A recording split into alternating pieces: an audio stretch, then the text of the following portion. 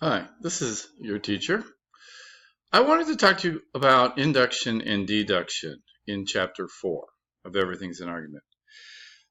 When you guys wrote in the discussion threads about chapter 4, I noticed that pretty much everybody skipped over this section.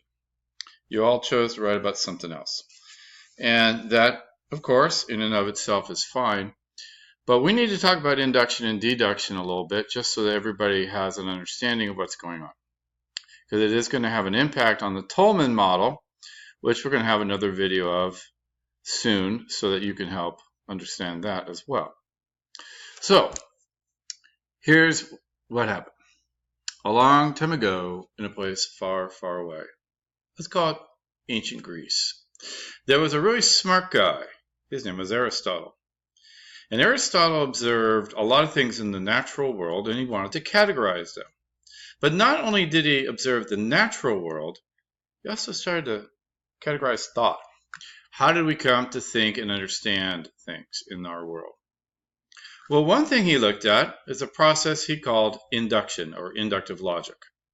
And what this involved is learning from experience. That is to say, you have a certain experience or set of experiences, let's say. And from those experiences, you form a general conclusion. Quite frankly, a lot of knowledge comes to us this way, learning from experience. The example that I like to use is driving. How do you learn how to drive? By driving. You can't really learn how to drive by watching other people. I mean, you might pick up something here or there, but it's not the same as being behind the wheel. You can't read the DMV manual. It's important to know the rules of the road, of course, and what all those traffic signs are for. But again, that's not really the same thing as learning how to drive. You have to do it. And the more you do it, i.e. the more experiences you have, the better driver you're going to be. Okay? So here's the thing with inductive logic. You have the set of experiences of something. The more of them you have, the more representative they are of the whole, the better your conclusions will be. But you never get 100% certainty. Okay? There's always a margin of error. Poll taking is an excellent example of inductive logic. Putting aside all the issues of fake polls or push polls and things of that nature, even just legitimate polling always has a margin of error. Why? Because they don't talk to absolutely everybody. They talk to what they hope is a representative sample, and then they have their conclusions, but their conclusions are always couched in a margin of error. I think we learned that one in 2016. Yes. Secondly, induction is often a very important aspect of what's called deductive logic. Deductive logic, if you look in your book on page 63, it shows you, first of all, a syllogism. A syllogism is a 3-sentence formula. First sentence is the major premise, which is a general statement of truth. Where that truth comes from is another issue. Minor premise is the second statement, which is a specific instance of the major. And then the conclusion is drawn by applying the minor premise to the major premise. So, on page 63, you see the syllogism, first premise, all humans are mortal. General statement of truth, pretty much. Okay. Socrates is a human being. Therefore, Socrates is mortal. If that first statement is true, and that second statement is true, then the third statement must be true. Right? In other words, you get 100% certainty.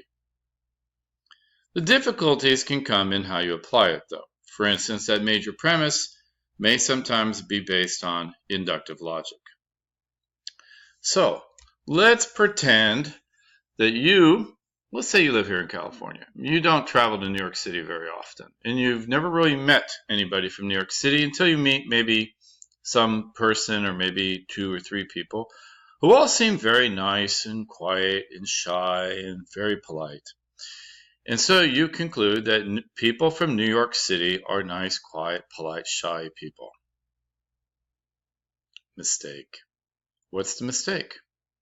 Well, technically it's called a hasty generalization. you're not using a big enough sample size, and the sample size may not be representative of the whole. Okay, so if you do that, you have a very shaky premise.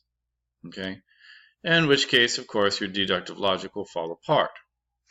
Now, even if you've had the experience of New York City and said, well, quite the opposite. Many New Yorkers are rude, angry, hostile, but not all of them are that way either. So if you have a major premise that says many New Yorkers are rude, angry, hostile people, and then you say, well, Richard is from New York, you can't say Richard is definitely going to be rude and hostile and angry. You say he might likely be that way, but you can't be sure.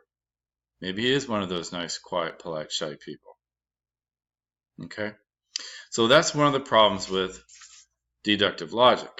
The first syllogism may be based on inductive logic, in which case it's probable, not certain. Okay? Again, just because it's not certain doesn't mean it has no validity. Right? It just means there's a probability to it. Another problem is demonstrated on page 64 of your book with the kind of curious penguin who is gazing off into the distance, and he has a syllogism of his own. It says, penguins are black and white. Some old TV shows are black and white. Therefore, some penguins are old TV shows. Not good logic. This is what we call guilt by association. Saying that two things have something in common does not necessarily make them the same. Just because it walks like a duck and talks like a duck doesn't make it a duck. It could be a goose. I never know what a goose really is. So I think it's just a bigger duck. The point here, though, in a more serious vein, is that it's often used, shall we say, you see it in politics all the time, to smear somebody. Let's say the NRA comes out with an advertising campaign that says Hitler loved gun control, Stalin loved gun control, Castro loved gun control, and candidate X loves gun control. What does that mean? Oh, well, the NRA wants you to think that candidate X is therefore just like Hitler, Stalin, and Castro. That's called guilt by association. It is a logical fallacy. Okay? So, to review, inductive logic is where you reach a general conclusion after the observation of specifics. The more specifics you have, and the more representative they are of the whole, the better your conclusions will be, the more reliable they'll be. Yet they're never 100%, okay? There's always a certain degree of probability. Again, that can change in terms of you have higher and higher and higher degrees of probability to the point where you may not even question it, but it's still nevertheless probable. Deductive logic, on the other hand, works with a syllogism, a three-sentence system with a major premise, which is a general statement of truth. Now, maybe it's a statement of truth derived by rule. So, for example, if I were to say, all Mesa College students can use the Mesa College library, and then I say, Mary is a Mesa College student, then Mary can use the library, 100% certain. But, as I said before, a lot of times the major premise is based on induction. And when a major premise is based on induction, the conclusion can only be a probable conclusion. It cannot be an absolute. So, we never really got anybody to talk about this in Chapter 4, so I wanted to make sure it's pretty clear. After viewing this video, if you have any additional questions, please message your question to me. And if it seems to be a broad question, in other words, a lot of people might be interested, maybe we'll address it in another video, or I'll just send it out to the class as a whole. Thank you.